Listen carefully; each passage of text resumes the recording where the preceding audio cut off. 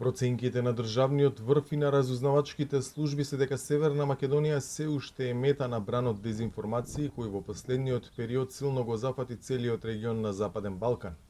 Сознанијата со кои располагаат надлежните институции се дека станува збор за добро координирани активности контролирани од неколку центри пред се од Москва. Преку ширењето лажни наративи, особено од почетокот на агресијата врз Украина, Русија сака да влијае врз процесите во земјава и во регионот. Нашата држава, за жал, е релативно лесна цел на дезинформацијските кампањи поради слабата институционална и општествена отпорност кон нив. Она што представува предност на демократските општества во нормални околности, за жал е најголема потенцијална слабост во услови на внатрешна и надворешна поларизација. Руската агресија врз Украина создаде не само реален фронт на истокот на Европа, но и пропаганден фронт на Балканот, бидејќи кога агресорот ја губи битката, јасно е дека ќе настојува да отвори нов фронт за да си ја олесни положбата.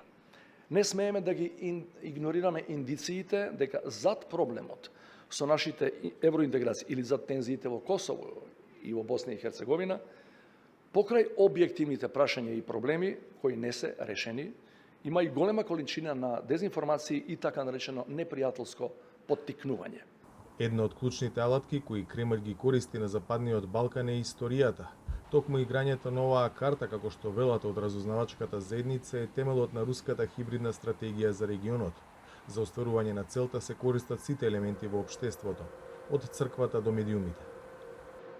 Москва во незината стратегија ја гледа историската меморија во Источна Европа и во Западен Балкан како главна можност за креирање на спротиставени наративи внатре во општествата, но меѓу и државите.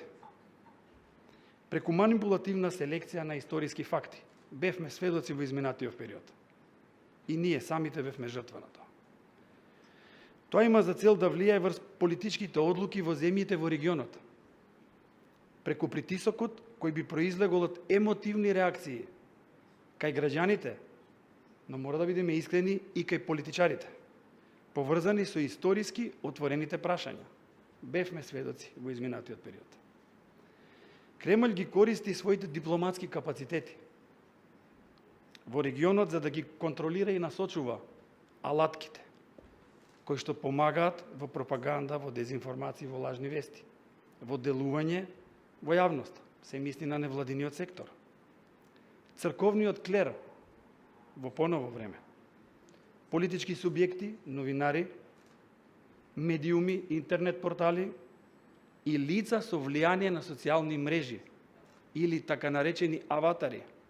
Дел од западните амбасадори во земјава кои имаат искуство со Кремљ не мислат дека рускиот модел на функционирање на долги патеки е одржлив, но сепак предупредуваат на внимателност.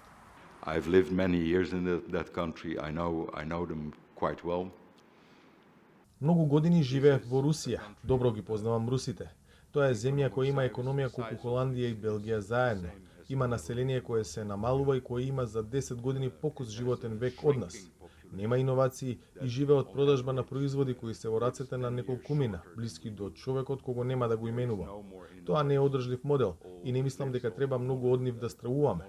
Но има една руска изрека: за лудо куче 7 километри не представуваат за обиколување и затоа треба да останеме многу внимателни.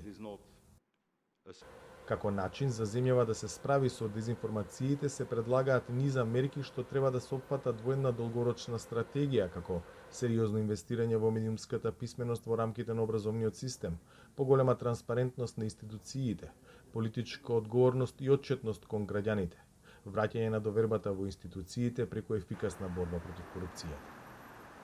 За Гласот на Америка, од Скопје, Владимир Мирчевски.